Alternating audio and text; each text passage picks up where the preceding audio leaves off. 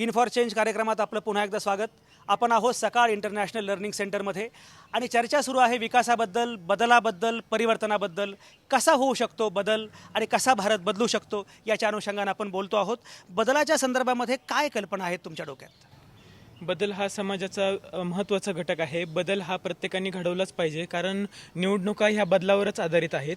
बदलामध्ये माणसानी प्रत्येकाने आपल्या स्वतःमध्ये बदल करून घेतला पाहिजे. त्यांनी आपल्या सवयीमध्ये, त्याच्या वागणुकीमध्ये, त्याच्या विचारांमध्ये, सगळ्यात महत्त्वाचं म्हणजे विचारांवर सगळं डिपेंड असतं. त्यामुळे प्रत्येकाने आपल्या विचाराची पातळी उंचावली पाहिजे आणि शिक्षणाचा आधार घेऊन आजच्या या जगामध्ये आपल्याला सगळ्या संधी उपलब्ध आहेत. प्रत्येक शिक्षण व्यवस्था आहे, इंटरनेट आहे, याचा उपयोग करून आपण पुढे गेले पाहिजे.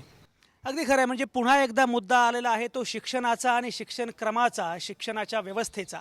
खरंच शिक्षण बदलू शकतं का सगळी व्यवस्था? आणि जर बदलायचं असेल तर काय बदल मुळामध्ये शिक्षणामध्ये करायला हवेत, काय वाटतं? आपली जी शिक्षण पद्धती आहे ती थेरटिकल जास्त आहे, प्रॅक्टिकली कमी आहे. तसं बघायला गेलं तर आज आपण म्हणतो की agriculture is a backbone of India. पण तसं बघायला गेलं तर ग्रॅज्युएट्सना जॉब का मिळत नाही? बाहेर कुठे गेलं वगैरे त्यांना विचारतात की तुमच्याकडे एक्सपिरियन्स नाही म्हणून आम्ही तुम्हाला घेत नाही. तर मग त्यांना असं काहीतरी एज्युकेशन दिलं पाहिजे की त्यांना तिथून डायरेक्ट प्लेसमेंट भेटली पाहिजे. आज ॲग्रिकल्चरचं बॅकबोन आहे इंडियाचं. ॲग्रो प्रोसेसिंग इंडस्ट्रीजमध्ये ग्रॅज्युएट्सला का मिळत?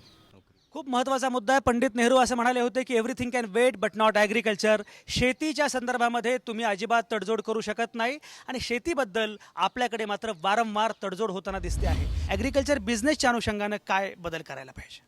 ॲग्रिकल्चर बिझनेसच्या अनुषंगाने बदल करायचे म्हटले तर जे ग्रामीण भागातले शेतकरी आहेत त्यांच्यापर्यंत जे फर्टिलायझर असेल, म्हणजे एनी केमिकल असतील, ते पोचत नाहीत.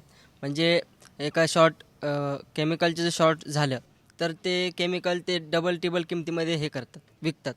तर ते कमी ज्या रिटेलमध्ये आहेत त्या प्राईजमध्ये ते विकलं पाहिजे. याच्यामध्ये एक महत्त्वाचा मुद्दा मला दिसतो आहे तो म्हणजे कृषी विद्यापीठांचा. खरं म्हणजे महाराष्ट्रामध्ये 4 कृषी विद्यापीठं आहेत आणि ते अतिशय महत्त्वाचं काम करतायत, नाही असं नाही.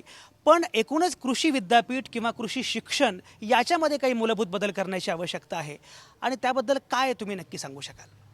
कृषी व्यवसाय हा एक नवीन पर्याय उघडला आहे. जे अनेक वर्ष चालत आलेले कृषी ही क्षेत्रातली ही डिग्री होती, त्याच्यापेक्षा आता ॲग्री बिझनेस हा एक नवीन तडजोड आलेला आहे. ही डिग्री बरंच काही विद्यार्थ्यांना मिळून देऊ शकते. त्यामुळे माझा तर असाच प्रयत्न राहील विद्यार्थ्यांना की जर कुठे सेक्टरमध्ये जर डेव्हलपमेंट करायचं असेल तर agri business is the one of the best. असं खरंच वाटतं? आजकाल आता करंट सिच्युएशनला बघितलं तर 5 विद्यापीठ आहेत महाराष्ट्रामध्ये कृषीची. त्यापैकी 50-60 हजार विद्यार्थी बाहेर पडतात पासआउटहून. पण असं पासआउट होतात ॲग्रिकल्चर, पण त्यांना शेती करण्यात ज्ञान आवडत नाही. म्हणजे नोकरी करायला त्यांना आपलं ग्रामीण भाग सोडून शहरीकरण आवडतं. कारण गावात शेती केली की म्हणतात शेती करतो. तशा मुलांना मुली पण, म्हणजे शेतकरी नवरा असा नको असतो ना. हा फारच महत्त्वाचा मुद्दा आहे. म्हणजे BSc ॲग्रिकल्चर झाल्यानंतर मुलगी मिळत नसेल तर याच्यापेक्षा गंभीर प्रश्न जगामध्ये कुठलाही असू शकत नाही. तर खरंच BSc ॲग्रिकल्चर झाल्यानंतर मुलगी मिळत नाही असं घडतं? हो. मतलब हा हसण्याचा मुद्दा आहे, हसण्यावर घेतलेला मुद्दा आहे. पण ही खरं आहे की जे ॲग्री वगैरे झालेले आहे ते मुलांना आज समाजात ज्या स्टेटसनी बघितले पाहिजे ते बघितले जात नाही. आणि कोणत्याही गोष्टीत यशस्वी होण्यासाठी 4 गोष्टी महत्त्वाच्या असतात. पहिले ऑर्गनायझेशन, त्यानंतर प्लॅनिंग, त्यानंतर डेव्हलपमेंट. सर्व तरुण मुलं एकत्रित आले, त्यांनी प्लॅन करून काही एखादी गोष्ट करायची ठरवलं तर मला वाटतं नक्कीच सर्व यशस्वी होईल.